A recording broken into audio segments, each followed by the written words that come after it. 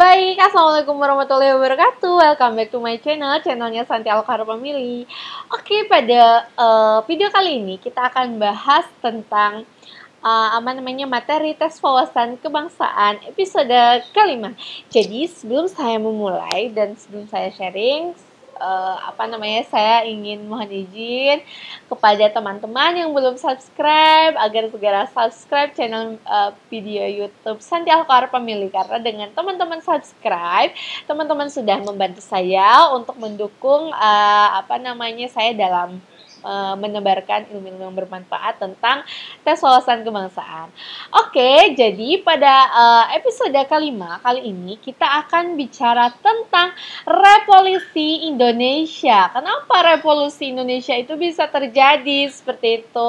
Oke, jadi sedikit saya cerita ya teman-teman. Di episode ini kita akan bahas tentang adanya perjanjian Linggarjati, ada perjanjian Renville, perjanjian Romroyen, dan akhirnya diselesaikan dengan konferensi meja bundar. Jadi kenapa sih kok revolusi Indonesia itu bisa terjadi? Jadi awalnya seperti ini teman-teman, ketika itu Indonesia sudah merdeka pada tanggal 17 Agustus 1945. Melihat kejadian itu, Belanda itu tidak terima dengan kemerdekaan Indonesia. Maka dari itu, sekutu Belanda yang diboncengi dengan Nietzsche nanti akan kembali datang ke Indonesia. Tujuannya adalah untuk menjajah kembali Indonesia, karena mereka tidak terima kalau Indonesia itu merdeka seperti itu. Makanya mereka itu nanti datang lalu melakukan penyerangan, gencatan senjata, ada nanti namanya agresi militer Belanda 1, agresi militer Belanda 2, yang akhirnya nanti diselesaikan dengan perjanjian Linggarjati, tapi dihianati Belanda. Lalu ada perjanjian Renville, dihianati kembali, perjanjian Romroyen, dihianati kembali, yang akhirnya diselesaikan dengan konferensi meja bundar. Bagaimana kelanjutan kisah revolusi Indonesia? Mari kita simak video berikut ini dan soal-soal berikut ini. Langsung saja ya teman-teman, kita ke soal nomor 1. Ini yang next siapa? Saya? Oke. Oke, langsung saja teman-teman ke soal nomor 1 ya. Saya bacakan. Setelah kemerdekaan Indonesia dilakukan, tentara sekutu atau pihak Belanda masih ingin merebut kembali kemerdekaan Indonesia ya. Dengan cara, ketahuan jawabannya. Oke, saya ulangi ya. Dengan cara melakukan penyerangan terhadap rakyat Indonesia, sehingga menyebabkan banyak perlawanan terhadap sekutu yang dilakukan oleh rakyat Indonesia. Salah satu kesepakatan untuk menghentikan aksi penyerangan Belanda yaitu dilaksanakannya perjanjian Linggarjati, di mana perjanjian Linggarjati itu isinya: A. Angkatan bersenjata Indonesia akan menghentikan semua aktivitas gerilya. B. Belanda mengakui wilayah Indonesia meliputi Lombok, Papua, dan Sulawesi Selatan. Yang C. Belanda mengakui secara de facto wilayah Republik Indonesia meliputi Jawa, Sumatera, dan Madura. Ataukah yang D. Tentara Indonesia harus ditarik mundur dari daerah-daerah kekuasaan Belanda, yaitu Jawa Barat dan Jawa Timur. Ataukah E. Belanda harus membebaskan Irian Barat paling lambat 1 tahun setelah perjanjian dibuat? Silakan teman-teman dijawab dulu di kolom komentar ya. Oke, saya lihat. Tadi sudah ini ya, ketahuan sih. Mantap, C. Adakah jawaban yang lain selain yang C?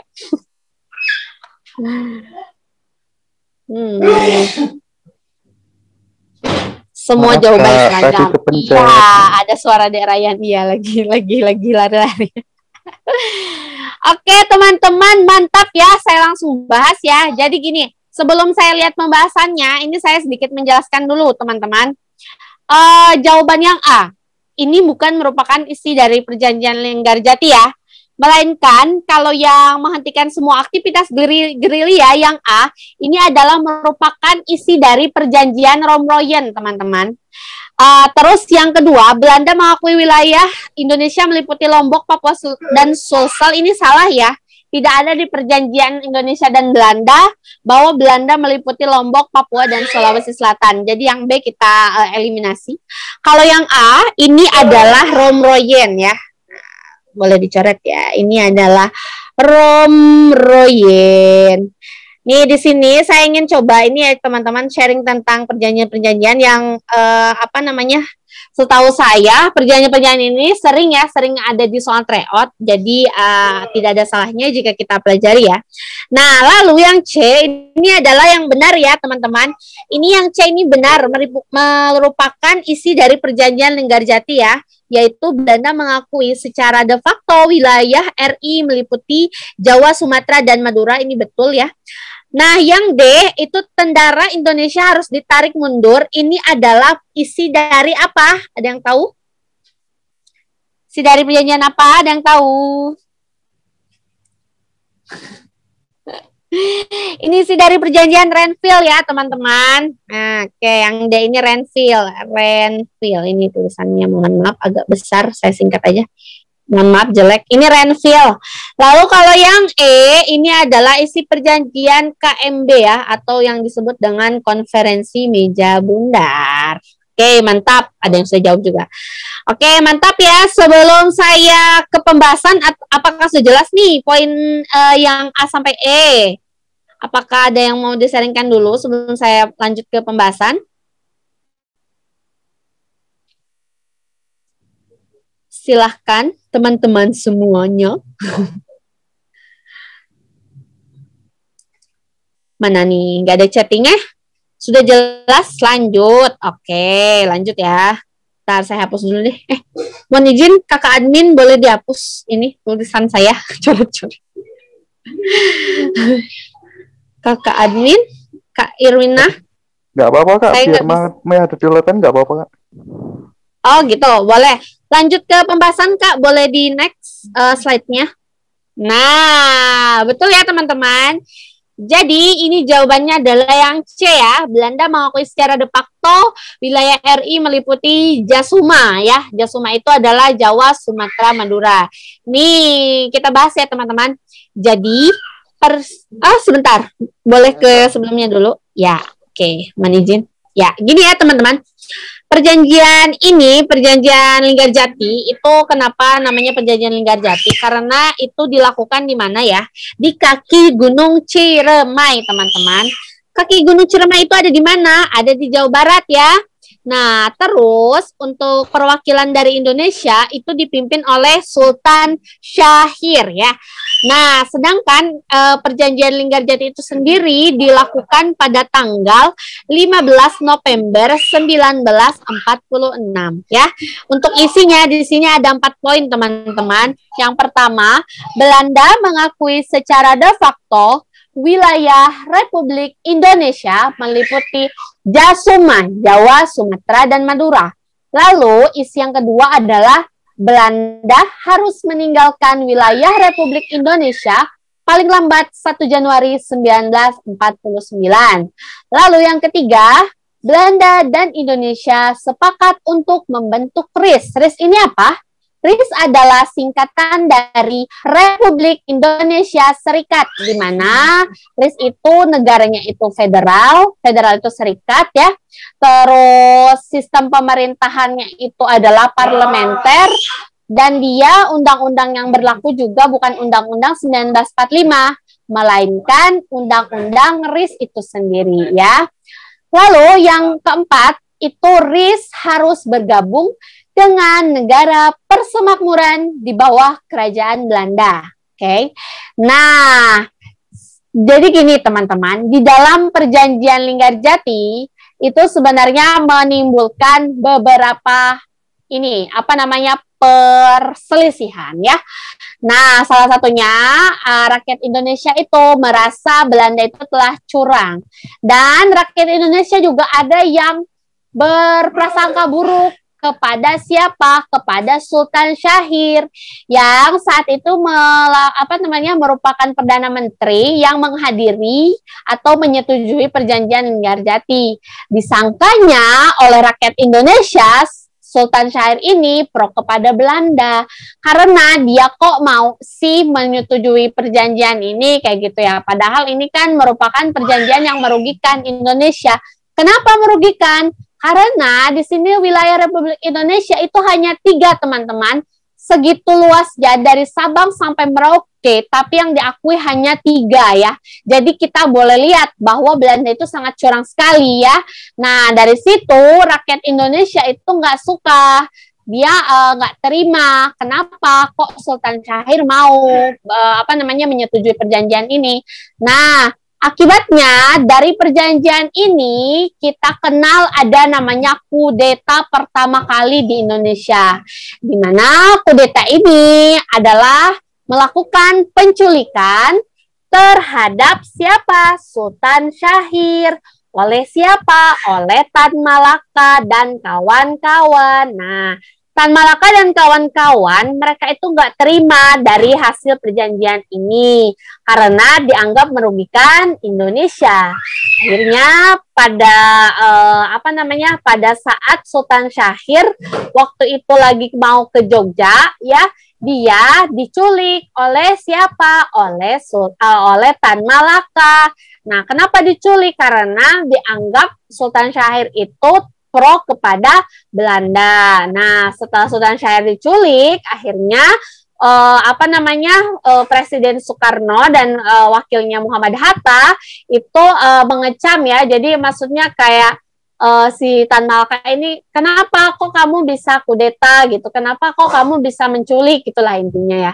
Nah, yang akhirnya si Tan Malaka ini bilang, saya bisa membebaskan Sultan Syahir, saya culik tapi saya tidak apa-apakan, saya juga culiknya nggak dengan paksa ya, cuman dibilang gini, Pak Sultan Syahir Anda saya culik, udah gitu aja, nggak ditembak atau nggak diapa ya, nggak ada kekerasan di situ, cuman diculik aja. Nah setelah adanya kudeta ini, lalu Soekarno itu rapat dengan Tan Malaka DKK dan kawan-kawan ya. Lalu Soekarno itu menanyakan apa maunya mereka gitu kan. Nah intinya si Sultan Syahir dan si Tan Malaka dan kawan-kawan itu ingin jabatan teman-teman, ada yang ingin jadi menteri dan sebagainya. Tetapi oleh Presiden Soekarno ditolak ya keinginannya. Jadi Tan Malaka DKK itu tidak diberi jabatan. Oke, mantap. Bagaimana nih teman-teman? Pasti mau sebentar. Ya, ini silakan. Soalnya yang bisa hapus cuma Kak Santi. Admin nggak bisa yang hapus. Serius? Ya. Coba sebentar saya coba lagi ya. Oke. Nggak bisa saya nih, nggak bisa ngapus Kak. Gimana ya? Nggak bisa ngapus tuh. Saya udah coba hapus. Kenapa ya? Coba bentar deh. Kalau misalnya di stop share gimana Kak? Stop share dulu, coba. Boleh nggak? Stop share dulu. Nah, coba nanti di-share lagi. Bentar ya. Jadi gitu ya teman-teman. Oke, alhamdulillah sudah ya Kak Admin. Jadi gitu ya teman-teman, dari dampak perjanjian Linggarjati itu ingat, kudeta pertama kali Indonesia siapa? Kudeta Sultan Syahir ya, jangan salah. Terus yang ketua kudeta siapa? Adalah Tan Malaka. Itu sering sekali saya temukan di soal tryout. Jadi kalau ada soal seperti itu, teman-teman jangan salah lagi ya. Harus ingat ya. Oke, mantap. Nah gini. Nah setelah setelah diadakannya perjanjian Linggarjati, lalu si Belanda ini itu berkhianat teman-teman ya. Setelah sekitar beberapa bulan dari dilaksanakan perjanjian ini, ternyata Belanda itu berkhianat. Berkhianatnya si Belanda ini malah melakukan agresi militer Belanda pada tanggal berapa? 21 Juli 1947. Oke, teman-teman, bagaimana? Perjanjian Linggarjati sudah clear?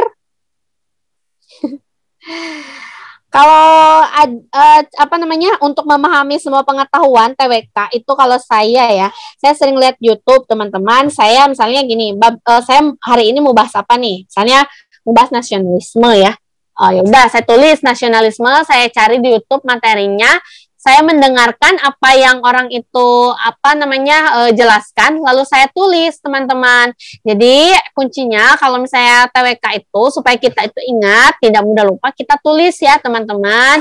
Karena kata Coach Arif, dengan kita menulis, insya Allah materinya itu 60% atau sampai 80% lah itu kita insya Allah ingat ya, karena kita itu kan menulis, mendengarkan, otomatis indera pendengaran, terus otak kita dan juga indera penglihatan, lalu tangan juga kan saling bekerja tuh satu sama lainnya. Jadi insya Allah akan ingat seperti itu teman-teman.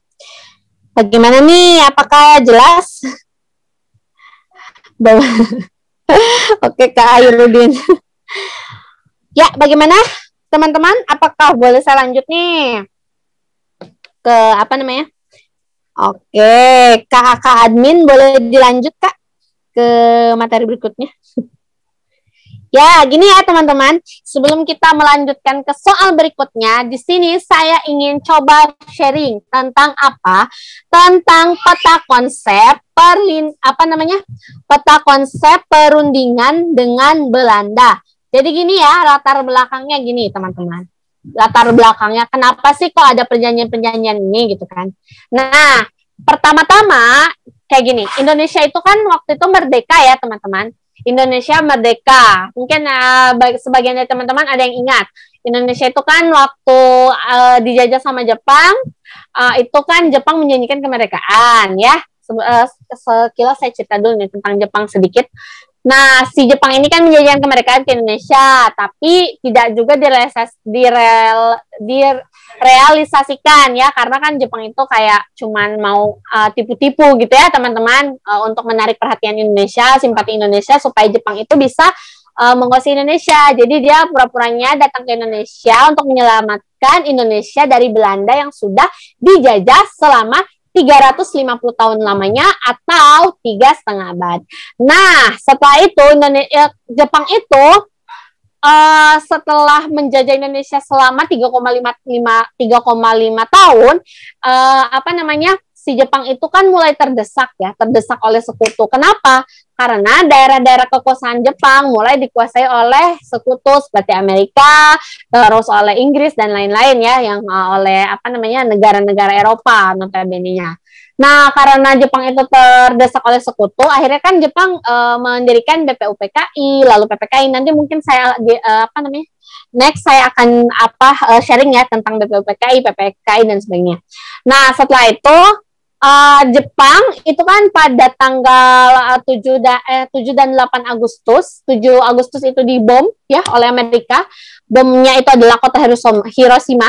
Lalu tanggal 8 Agustus dibom lagi si Jepang kedua kalinya, yaitu di kota Nagasaki yang oleh Amerika ya teman-teman. Yang kita kenal dengan Perang Dunia Kedua. Nah, setelah dibom atom si Jepang ini dua daerah di Jepang, lalu Jepang itu menyerah tanpa syarat kepada sekutu ya. Nah, kondisi ini yang dimanfaatkan oleh Indonesia supaya Indonesia ini bisa memproklamasikan kemerdekaan. Ya. Nah, nanti ya, dan next mungkin saya akan cerita bagaimana penjajah itu masuk ke Indonesia, bagaimana Belanda itu menjajah Indonesia, bagaimana Jepang itu menjajah Indonesia. Nanti mungkin selanjutnya saya akan coba cerita, saya coba sharingkan kepada teman-teman, tapi di sini saya ingin part 1 dulu khusus tentang perjanjian ini. Nah, setelah Indonesia merdeka, teman-teman, Indonesia kan merdeka nih tanggal 17 Agustus ya, 1945. Nah, Belanda ini kan tahu nih Indonesia merdeka, tapi dia itu tahu Jepang itu sudah tidak menguasai Indonesia. Akhirnya si Belanda ini yang tadinya sudah pergi dari Indonesia karena Jepang yang menguasai kan, ketika si Belanda itu tahu Jepang sudah menyerah tanpa syarat, terus Indonesia juga sudah merdeka, Belanda ingin mencoba masuk lagi, teman-teman. Nah, si Belanda ini diboncengi dengan Nica ya, Nica Belanda, Nica itu Belanda ya. Nah, diboncengi Nica masuk ke Indonesia dengan tujuan ingin menguasai kembali Indonesia yang tengah merdeka. Belanda nggak mau terima. Hei Indonesia, kamu nggak boleh merdeka, kamu harus saya jajah lagi karena Jepang sudah tidak ada, jadi saya bisa masuk lagi deh ke Indonesia, kata Belanda gitu ya istilahnya. Akhirnya Belanda masuk nih, ya. Belanda masuk. Setelah itu dia itu melakukan serangan-serangan, gencatan senjata dan sebagainya. Pokoknya dia itu ingin menguasai Indonesia lagi, dia menyerang Indonesia dan sebagainya. Nah, hal inilah yang menyebabkan adanya perundingan-perundingan ini. Jadi Indonesia itu kan geram ya lihat Belanda itu saya ini udah merdeka loh, kamu gak usah ganggu saya lagi gitulah istilahnya. Tapi Belanda ini tetap kekeh mau menguasai lagi, dia mau menjajah lagi. Pokoknya saya mau datang lagi ke Indonesia, Jepang udah nggak ada, saya mau ke sana lagi, saya mau menjajah kalian lagi gitulah istilahnya. Tapi kan Indonesia nggak mau, Indonesia udah merdeka dong ya kan. Nah terus kemerdekaan Indonesia juga sudah diakui pertama kali oleh Mesir ya pada saat itu. Nah setelah itu si Belanda itu masuk nih ke Indonesia, terus menyerang, akhirnya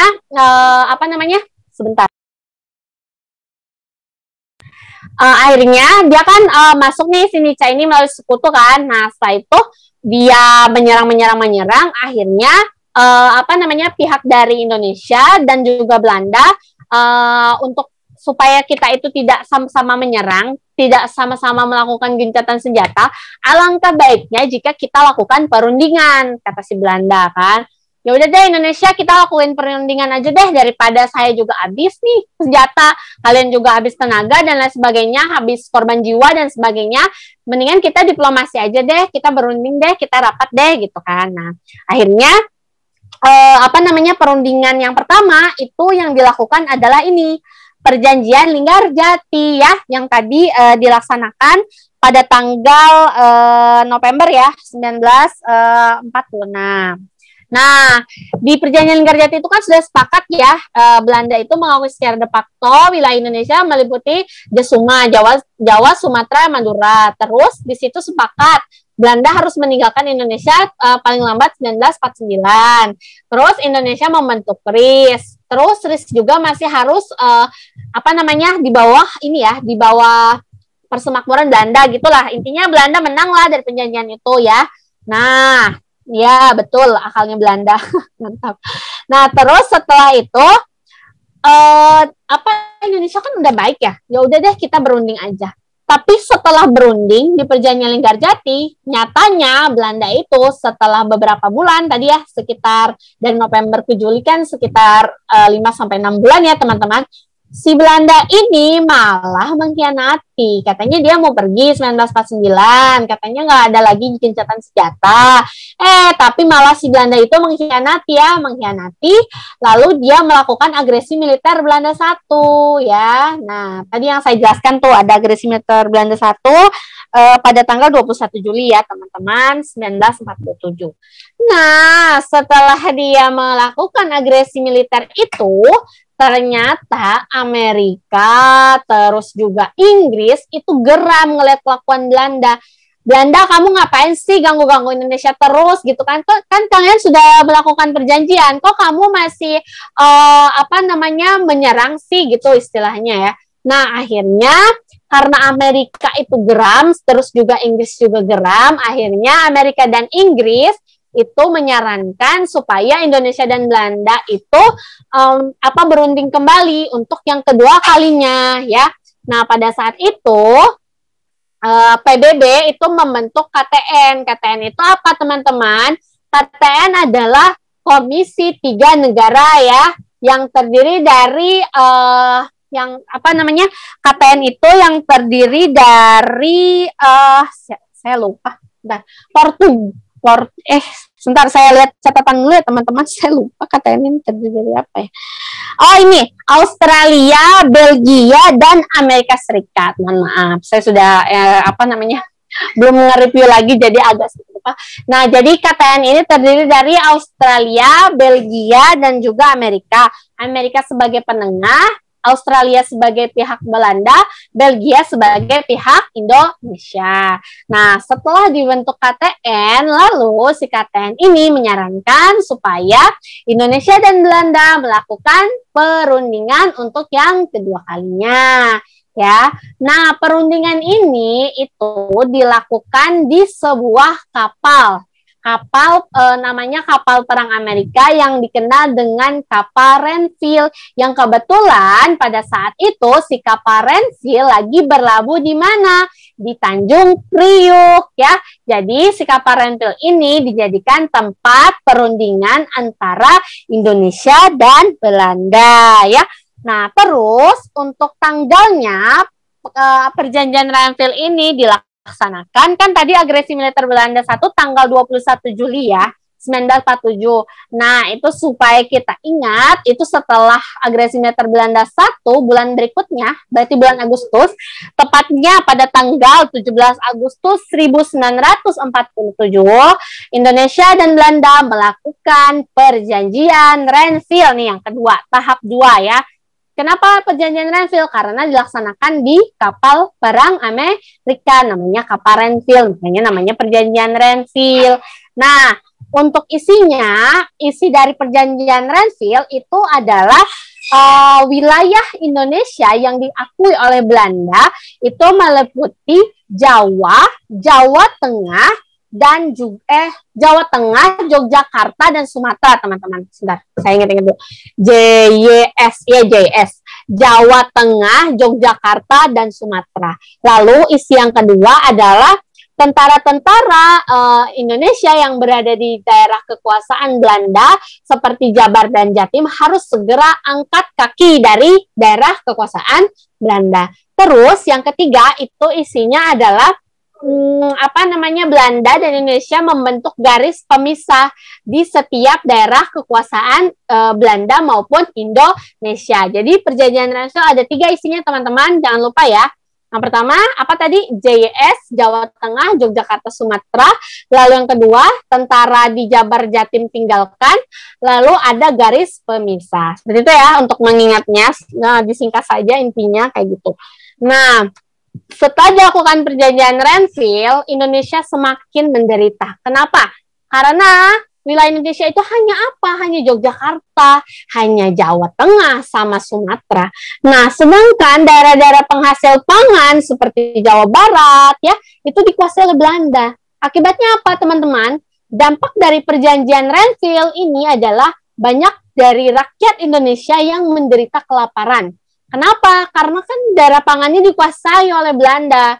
Jadi kita kelaparan, kita kekurangan pangan, teman-teman. Seperti itu ya. Jadi perjanjian Renville ini bukannya semakin membaik untuk Indonesia, malah semakin memburuk seperti itu. Nah, setelah itu dia kan menimbulkan dampak negatif ya, seperti itu, kelaparan. Nah, tetapi setelah itu ternyata lagi-lagi ya, Belanda itu mengkhianati, teman-teman. Si perjanjian Renville itu dikhianati lagi oleh Belanda. Nah, kenapa kok dikhianati? Iya, Belanda itu mau nyerang lagi Indonesia. Mereka melakukan apa?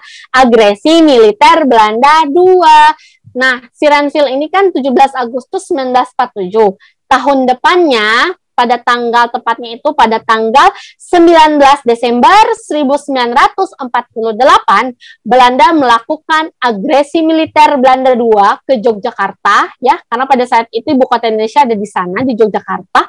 Lalu dia menculik Soekarno dan Hatta, teman-teman. Mereka menculik Soekarno-Hatta, terus melakukan agresi militer Belanda 2. Ya, yang akibatnya dari agresi militer Belanda 2 itu dibentuknya apa? PDRI ya. PDRI itu sering ada di soal tryout. PDRI apa, teman-teman? PDRI adalah Pemerintah Darurat Republik Indonesia yang dibentuk oleh Soekarno-Hatta itu menyuruh ya. Pada saat itu Soekarno kan karena dalam keadaan terdesak, akhirnya dia menyuruh Amir Syarifuddin untuk prawira negara ya, itu untuk membentuk PDRI. PDRI-nya di mana? Yang satu di Bukit Tinggi atau di Sumatera Barat, yang satu lagi Soekarno itu menyuruh Maramis yang pada saat itu jadi Menteri Ekonomi kalau tidak salah, itu dia lagi ada di New Delhi ya. Jadi PDRI ini ada 2, yang satu di Bukit Tinggi, Sumatera Barat, yang satu lagi di New Delhi. Jadi pada saat itu Pemerintah Darurat Republik Indonesia itu ada di 2 daerah karena Jogja pada saat itu lagi dikepung oleh Belanda. Nah, seperti itu ya. Nah, sedikit saya nyambung ke materi berikutnya. Dari dampak dari agresi militer Belanda II itu mengakibatkan apa teman-teman? Lahirnya Hari Bela Negara ya, di mana Hari Bela Negara ini itu kan diperingati setiap tanggal 19 Desember ya. Karena gara-gara agresi militer Belanda II ini kan PDRI dibentuk 19 Desember ya. Jadi Hari Bela Negara sampai saat ini itu ada ya pada tanggal 19 Desember dan itu dicetuskan oleh siapa? Oleh Presiden Susilo Bambang Yudhoyono dalam Kepresnya nomor 28 tahun 2006. Seperti itu ya teman-teman. Jadi sebenarnya TWK ini nyambung ya teman-teman. Materinya ini nyambung dari masa lalu terus ke masa sekarang seperti itu. Jadi kalau misalnya kita sering baca, sering mendengarkan pasti kita senang deh. Oh, ini nyambung ya, dampaknya sampai saat ini dan sebagainya. Seperti itu teman-teman ya.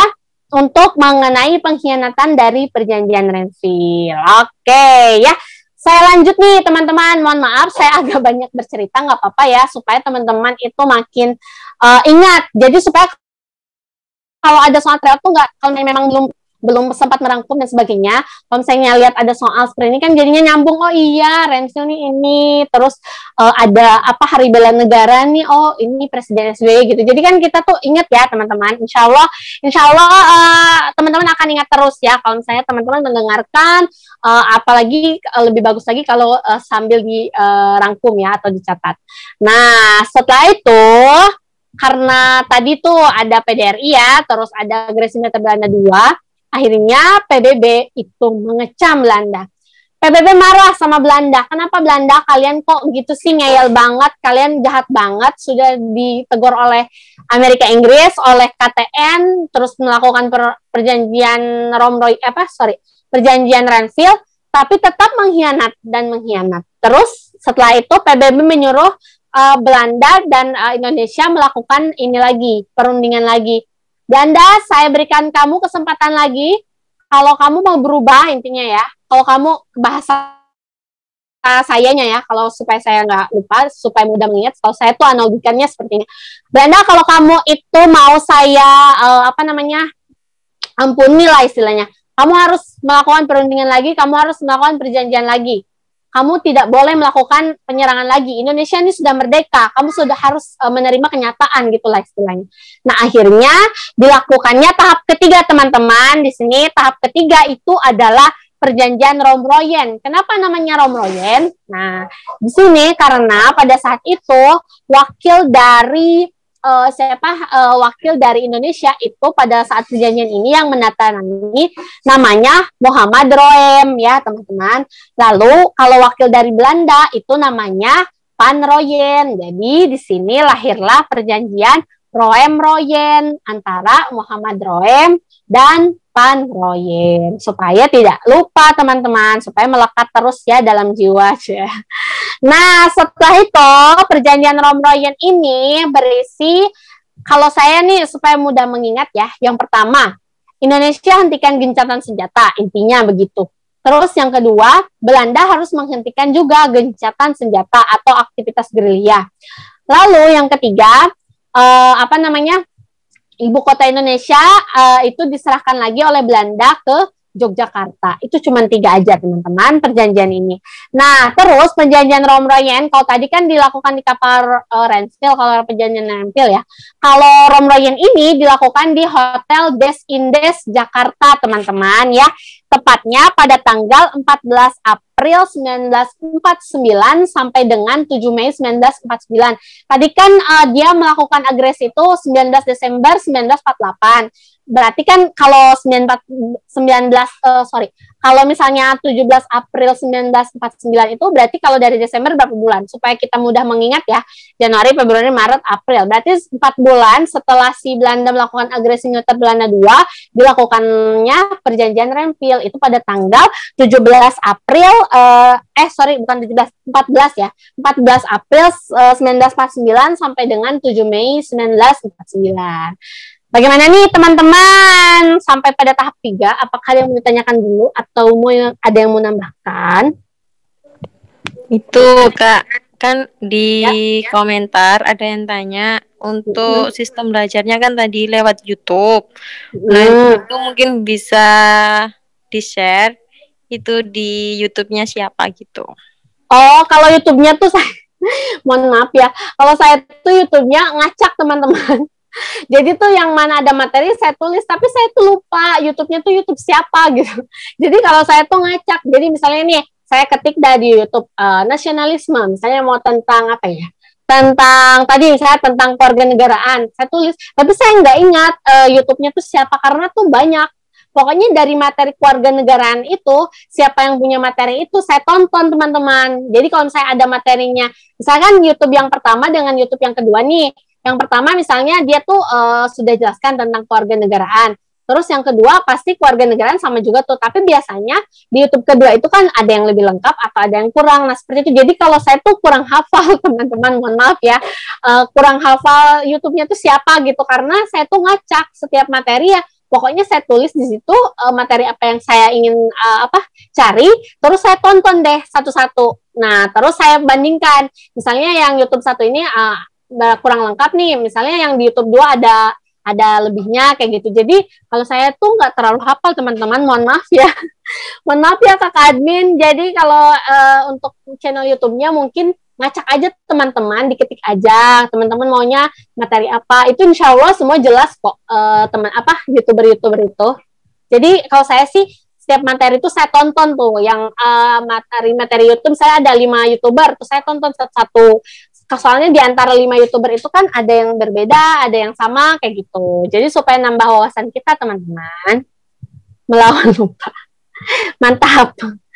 Oke, bagaimana teman-teman? Terus itu Kak, ya mungkin bisa dikasih contoh ke teman-teman ngerakumnya Kak Santi itu kayak gimana sih TWK gitu. Oh, kalau saya gitu teman-teman. Jadi kalau saya tuh merangkumnya per subbab ya. Jadi misalnya bab 1 ini mau tentang nasionalisme atau misalnya tentang bela negara, itu saya tulis di buku. Jadi saya tuh punya buku khusus TWK ya. Bab 1 misalnya tentang nasionalisme nih. Saya cari dah tuh nasionalisme apa, terus jenis-jenisnya apa, lalu materi yang berhubungan dengan nasionalisme itu apa aja sampai tuntas. Setelah saya tulis materinya, saya rangkum, baru saya lanjut ke latihan soal. Pokoknya kalau bisa, kalau saya dulu ya, waktu itu saya kalau tidak salah mulai bulan apa, saya juga lupa. Itu 1 minggu tuh saya kalau misalnya mau bahas bab 1, karena TWK ini luas teman-teman, nggak bisa kita 1 hari itu 1 materi ya. Jadi kalau saya tuh nasionalisme, waktu itu ngerangkumnya, bab 1 nasionalisme, saya habiskan sampai 1 minggu. Itu khusus untuk TWK nasionalisme, saya rangkum, saya tulis, terus saya coba latihan soal, pokoknya tentang nasionalisme. Tidak saya hiraukan yang materi yang lain dulu. Saya fokus dulu ke 1 materi. Setelah tuntas, baru nanti minggu berikutnya saya coba materi yang lain. Kayak gitu teman-teman. Supaya itu dituntaskan dulu nih nasionalisme. Jadi biar kita tuh nggak pusing, nggak bingung, nggak campur-campur gitu loh teman-teman. Bagaimana? Ya, kalau saya per minggu, 1 bab itu per minggu, karena materi TWK ini sangat banyak sekali. Nasionalisme itu sangat banyak sekali. Mulai dari, penjajah itu masuk, Belanda menjajah, Jepang masuk, Jepang menjajah, Indonesia merdeka, lalu Belanda datang lagi, ada revolusi Indonesia, wah banyak banget. Nasionalisme itu sangat banyak teman-teman. Jadi saya habiskan itu untuk nasionalisme 1 minggu, lalu bela negara 1 minggu dan lain sebagainya kayak gitu. Jadi supaya kita tuh nggak bingung, supaya nggak campur-campur teman-teman. Kalau misalnya teman-teman ngerangkumnya itu ngacak-ngacak, nanti takutnya malah bingung. Kalau saya tuh setiap minggu itu saya pokoknya 1 materi fokus aja. Pokoknya nasionalisme. Saya nggak berpaling dulu dengan yang lain. Saya nggak berpaling dulu ke Pancasila, saya nggak berpaling dulu ke undang-undang dan sebagainya. Nanti ada saatnya saya membahas undang-undang, ada saatnya saya membahas Pancasila. Kalau materi yang 1 ini saya sudah selesai. Seperti itu teman-teman. Bagaimana nih? Iya, insya Allah Kak Sari, kalau kita baca, kita terus ulang, terus kita tulis ya, itu insya Allah kita ingat terus Kak Sari. Bagaimana nih? Ada Kak Sarah ya, Kak Sarah ada, benar, nasionalisme itu luas ya. Kayak misalnya gini, nasionalisme itu kan kayak ini gerakan-gerakan kayak Budi Utomo, Serikat Islam, itu kan nasionalisme juga. Awal terbentuknya rasa nasionalisme itu kan dari organisasi-organisasi itu. Nah, kayak Budi Utomo, terus Serikat Islam, terus apa tuh yang Indis Party itu kan gara-garanya apa? Gara-gara ada nasionalisme. Nah, terus gerakan-gerakan itu ada karena apa? Karena adanya ini politik etis. Politik etis itu apa? Politik etis itu adalah yang dikritik oleh warga negara Belanda pada saat itu namanya Van de Venter, yang dia itu mengungkapkan kalau Belanda itu sudah banyak diuntungkan Indonesia, maka pada saat itu si Van de Venter itu menyarankan supaya Belanda itu melakukan hutang kehormatan atau hutang budi lah istilahnya sama Indonesia. Nah, salah satu yang dilakukan itu adalah di bidang pendidikan ya. Jadi pada saat itu, ini saya melenceng sedikit ya karena ada yang tanya nih. Jadi dari politik etis itu si Van de Venter ya mengkritik nih Ratu Wilhelmina Belanda. Lalu Ratu Wilhelmina mengabulkan, akhirnya warga negara Indonesia boleh belajar, boleh kuliah kayak gitu istilahnya ya. Salah satu kampus yang waktu itu rakyat Indonesia yang belajar di sana itu namanya adalah Stovia. Nah, alumni Stovia itu contohnya kayak Dr. Cipto Mangunkusumo yang sekarang rumah sakitnya terkenal ya, RSCM ya, yang dipakai anak UI itu biasanya. Terus ada juga Sutomo dan lain sebagainya. Pokoknya itu tuh nyambung banget. Nasionalisme itu luas banget, teman-teman. Jadi nasionalisme itu tidak hanya jenis-jenis nasionalisme, tidak ya, tapi dari gerakan-gerakan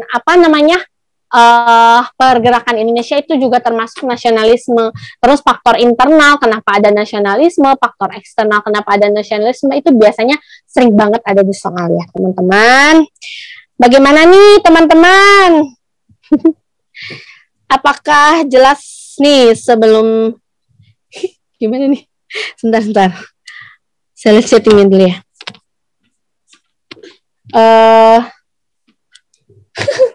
Oke, bagaimana nih teman-teman tentang perjanjian nih yang tahap 3 apakah sudah bisa diterima dulu?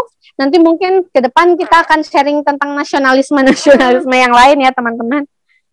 Jelas kata Kak Asdi. Oke, boleh saya lanjut Kak ke tahap 4, perjanjian tahap 4. Oke. Jadi pada perjanjian tahap 4 itu kita namanya adalah konferensi meja bundar. Sebentar ya teman-teman, sebentar. Yuk.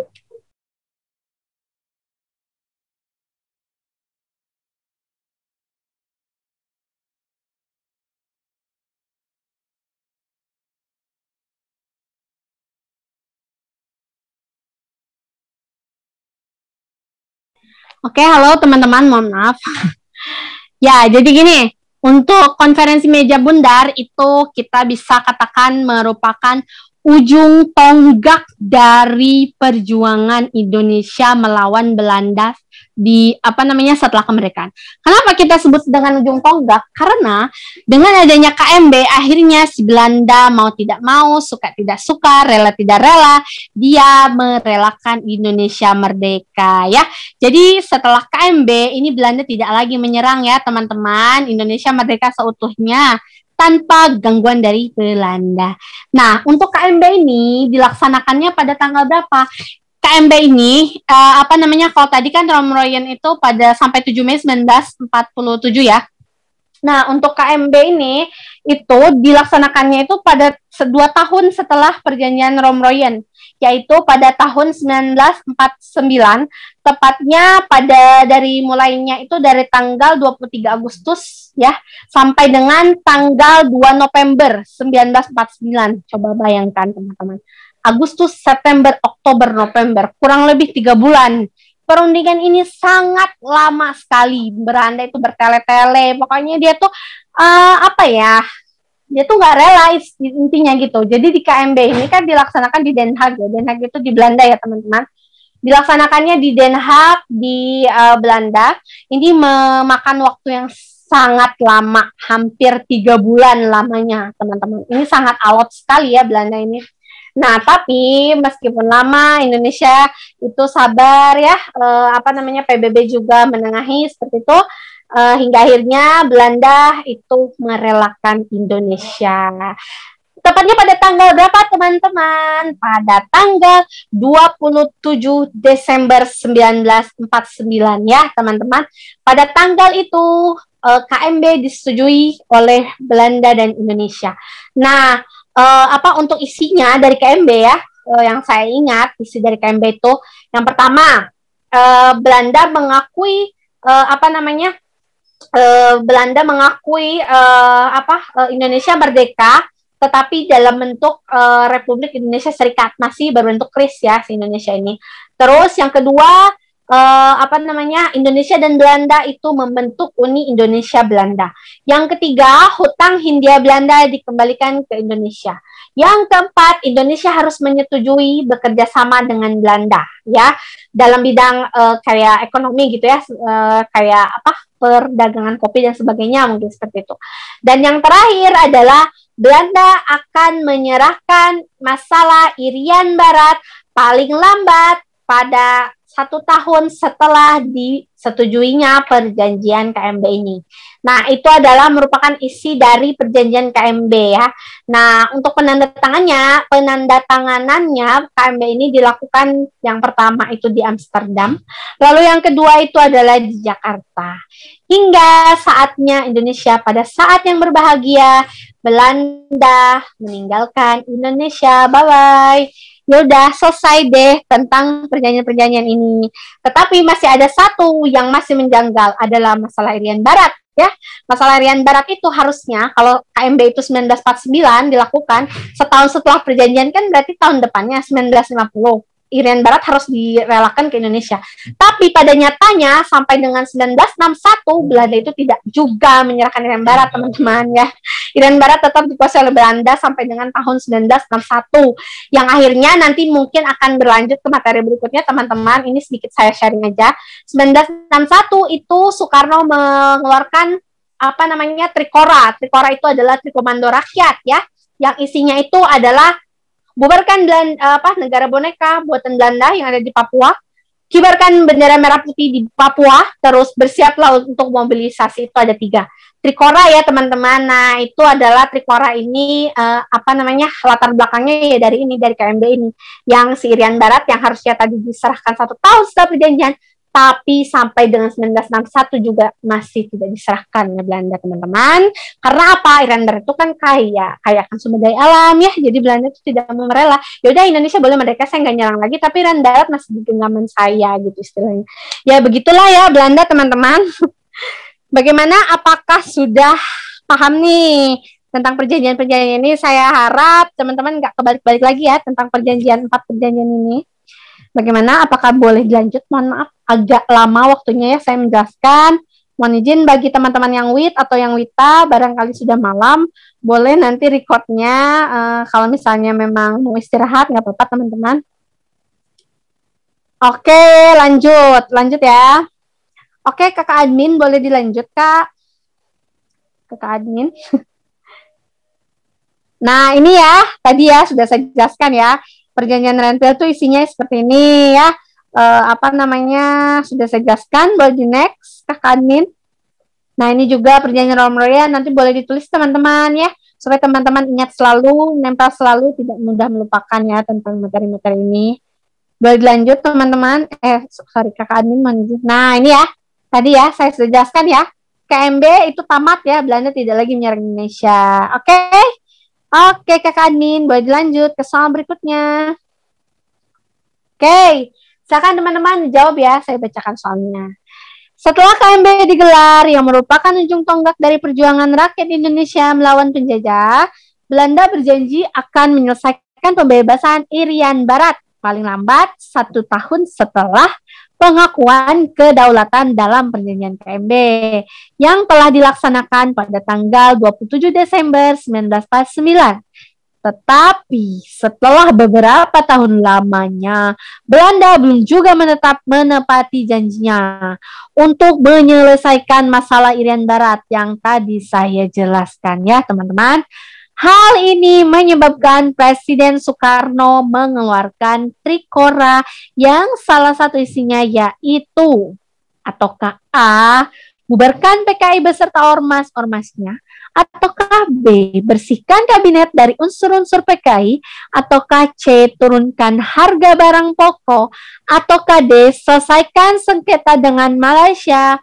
Ataukah E, gagalkan pembentukan negara boneka Papua buatan Belanda kolonial? Saya lihat chatnya ya teman-teman. Coba saya lihat dulu nih. Wah, mantap nih. Rata-rata jawabannya E ya. Atau adakah jawaban yang lain?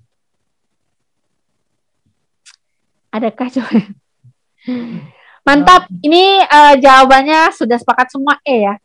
Oke teman-teman, sebelum saya bahas nih tentang Trikora, tadi kan saya sudah bahas ya isi Trikora itu apa. Salah satunya benar ya teman-teman. Gagalkan pembentukan negara boneka Papua buatan Belanda kolonial. Ini merupakan salah satu dari Trikora yang dikeluarkan oleh Soekarno ya pada tahun 1961. Nah, kalau yang A teman-teman, bubarkan PKI beserta ormas-ormasnya, ini bukan Trikora ya, tapi ini adalah isi dari Tritura. Tritura itu jangan kebalik antara Trikora atau Tritura ya. Kalau Tritura ini singkatannya 3 tuntutan rakyat. Kalau Trikora singkatannya 3 komando rakyat. Nah, yang A ini merupakan isi dari Tritura ya. Tritura itu isinya yang pertama, bubarkan PKI beserta ormas-ormasnya. Lalu yang kedua, bersihkan kabinet dari unsur-unsur PKI. Ini benar ya, isi dari Tritura. Lalu yang ketiga, turunkan harga barang pokok. Ini juga merupakan isi dari Tritura. Sedangkan yang D, selesaikan sengketa dengan Malaysia, itu adalah isi dari Dwi Kora, teman-teman. Dwi Komando Rakyat ya. Yang tentang Malaysia itu namanya Dwi Kora ya. Oke, mantap nih Kak Naufal, sudah tahu nih Tritura. Sedikit saya sharing tentang Tritura teman-teman. Kalau tadi kan Trikora gara-gara Irian Barat jadi bebas-bebasin sama Belanda ya. Kalau Tritura itu gara-garanya apa? Gara-garanya itu adalah gara-gara ada G30 SPKI teman-teman. Saya coba ingin flashback dulu ya. Jadi sebelum ada Tritura ini PKI itu melakukan G30 SPKI. Atau gerakan 30 September 1965 ya teman-teman.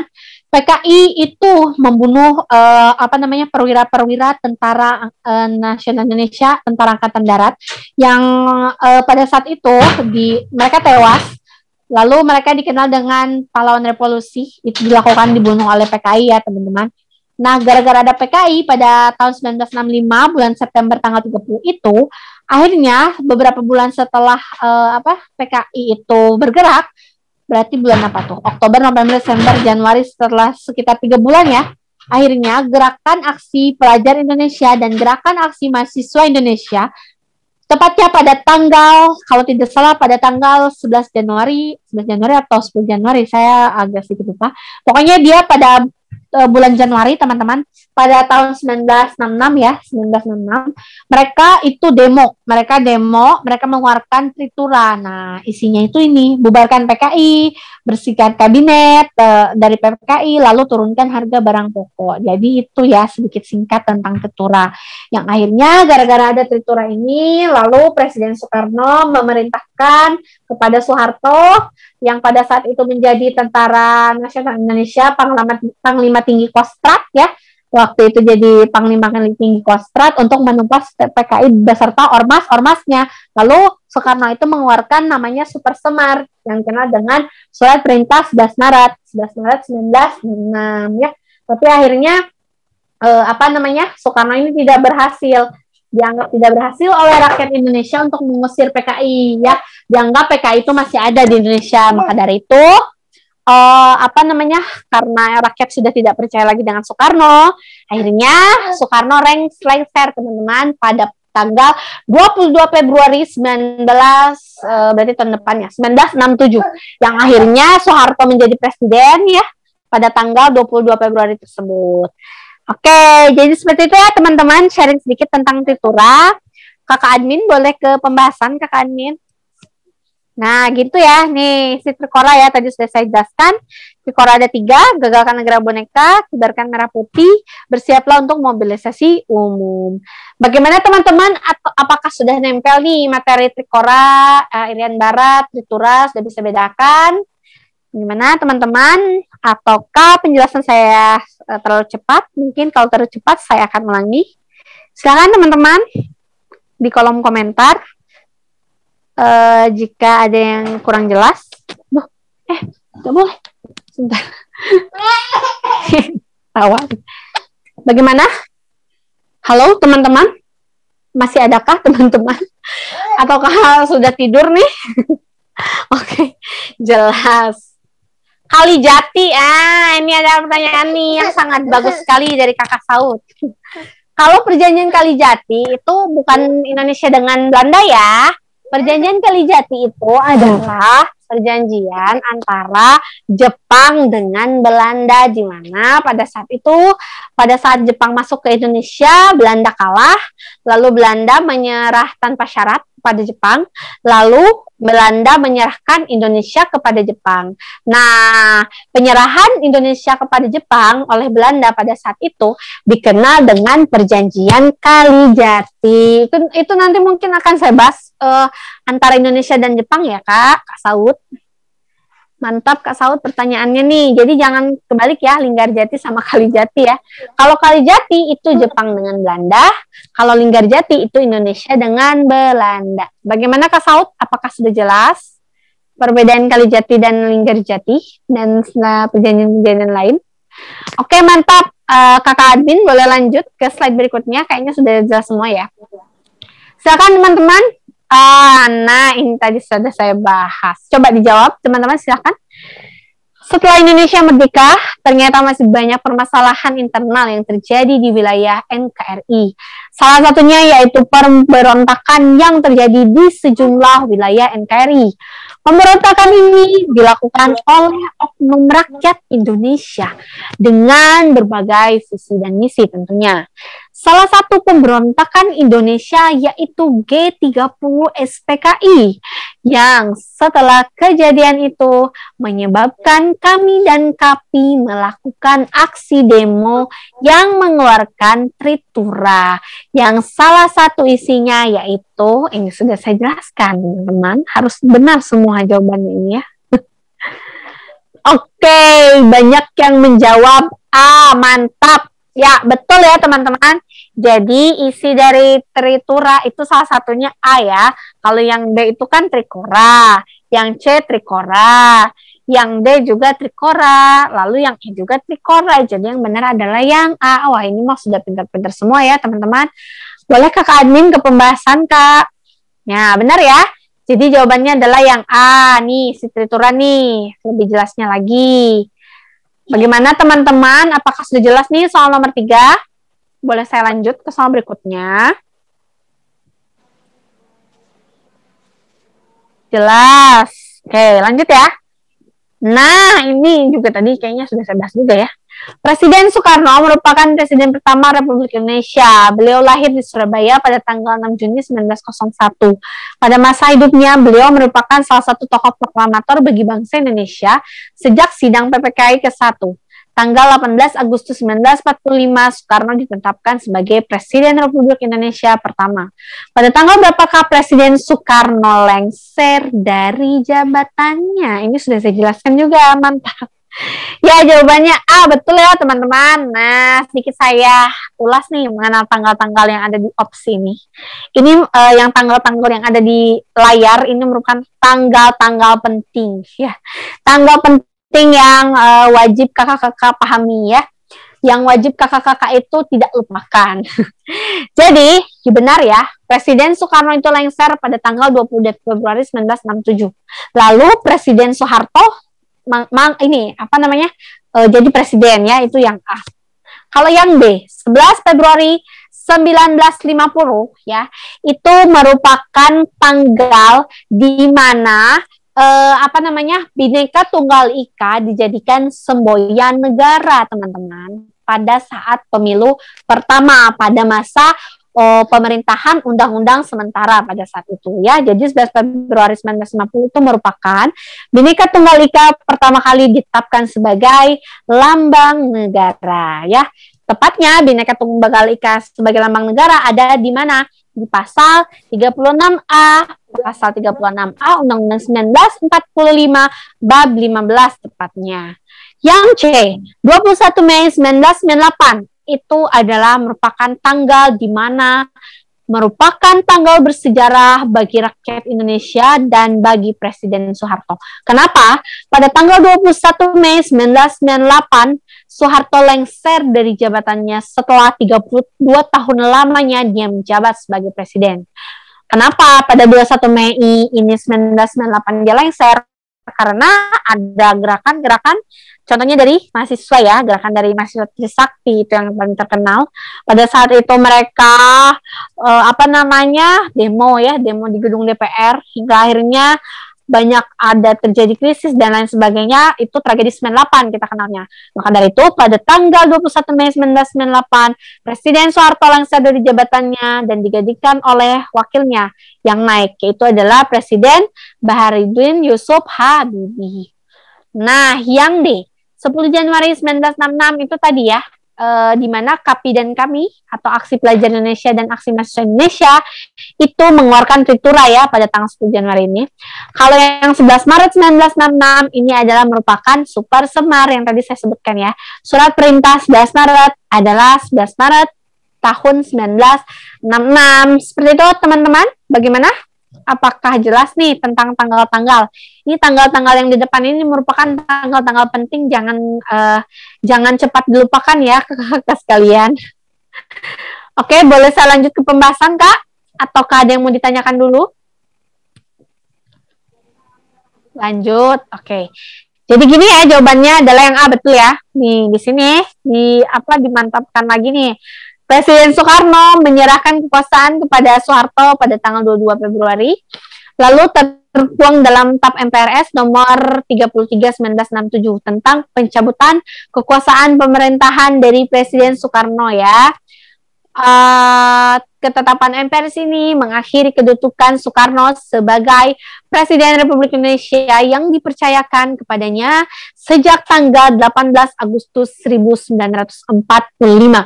Jadi kalau kita hitung nih dari tahunnya, sekitar 22 tahun lamanya Presiden Soekarno menjadi Presiden Republik Indonesia. Jadi beda 10 tahun sama Soeharto. Kalau Soekarno 22 tahun, kalau Soeharto 32 tahun teman-teman ya. Jadi jangan kebalik kalau ada pertanyaan. Pada Presiden Soekarno menjabat di Indonesia jadi presiden berapa tahun? 22. Kalau Soeharto 32 ya teman-teman. Bagaimana nih? Apakah sudah boleh dilanjut? Kayaknya masih ada soal satu lagi atau sudah ya? Saya juga lupa. Sudah ya, sudah selesai. Baik teman-teman, di sini saya ada kata-kata mutiara untuk teman-teman semua, untuk kita semua ya. Jadi tidak ada mimpi yang terlalu tinggi untuk dicapai, yang ada hanya niat yang terlalu rendah untuk melangkah ya. Jadi kami CPNS 2021 salam 400 plus di SKD CPNS 2021. Semoga teman-teman semua dan saya juga kita semua bisa meraih impian kita, yaitu adalah menjemput NIP CPNS 2021 dan semoga kita bisa menjadi CPNS yang amanat tentunya teman-teman. Baik, sekian dari saya.